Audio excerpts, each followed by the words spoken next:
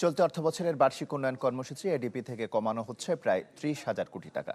প্রকল্প বাস্তবায়নে কাঙ্ক্ষিত গতি না থাকায় এই কাটছাঁটের উদ্যোগ। এরই মধ্যে এমন প্রস্তাব চূড়ান্ত করেছে পরিকল্পনা মন্ত্রণালয়।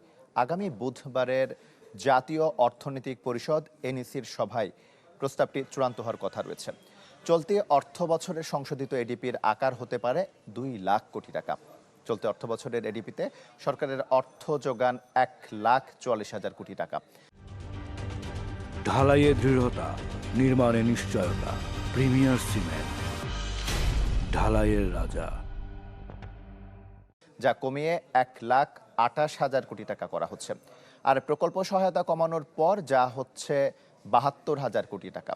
গতবার ৪৯,০০০ কমে এডিপির আকার ঠিক করা হয় ২,১৬,০০০ কোটি টাকা। বর্তমান এডিপিতে ১,১৭১ প্রকল্প আছে।